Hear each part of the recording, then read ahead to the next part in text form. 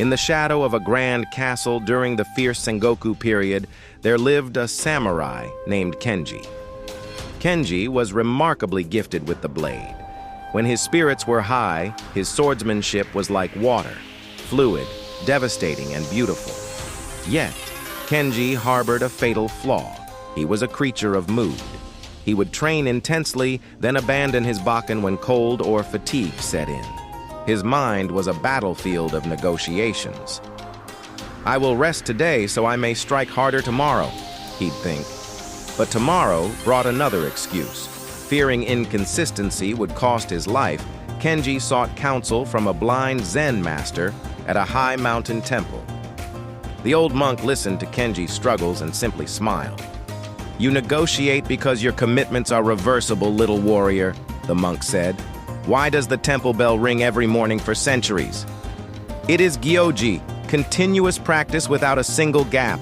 Stop making private promises. You must burn the bridge of retreat." The next morning, Kenji stood before his lord and clan. Kneeling, he drew his blade and placed it on the dirt. "My lord, I vow for 90 days, at the hour of the tiger, I will perform 1,000 sword strikes. If I fail, I surrender my swords." The clan murmured, some scoffing, but Kenji had turned a private desire into a public, irreversible identity. Failure was now a survival threat. On the third day, freezing rain poured. Kenji's muscles ached, his mind screamed for rest. But disgrace was more painful than cold. He rose. He quickly learned that rising was only half the battle. If he pondered what katas to practice, the mental negotiation returned.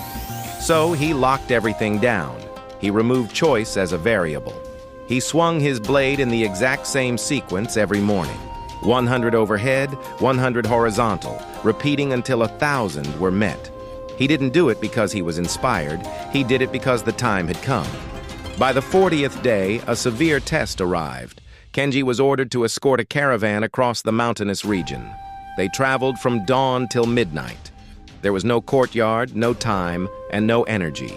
For most, this would be the perfect excuse. But the Zen master had taught him that perfect conditions are a myth, and gaps are where the weak, old self crawls back to life. Kenji had prepared for this. He had written down his pre-resolutions. If it rains, I train under trees. If I am wounded, I train with my offhand.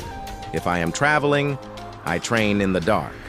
At midnight, exhausted and shivering in a tiny way station, while the rest of the samurai slept, Kenji stepped out into the knee-deep snow. He did not have space for his long katana, so he drew his short wakizashi. He performed his 1,000 strikes in the bitter cold. He looked like a madman to the guards on watch.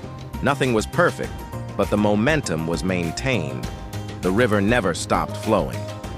By the 70th day, something terrifying happened. Kenji woke up, and his body was moving before his conscious mind even registered the cold. His arms swung the blade effortlessly. The mental war had gone completely silent. He was no longer deciding to train.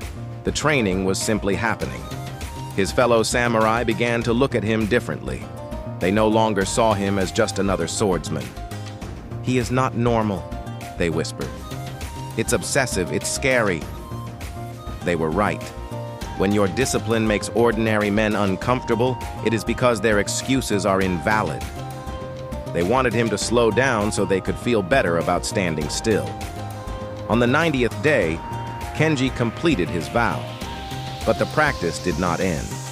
It had ceased to be a challenge and had become his nature. He had killed his inconsistent self and birthed an unbreakable warrior.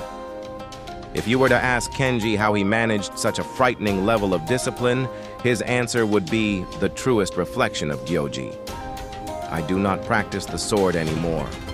I am the sword."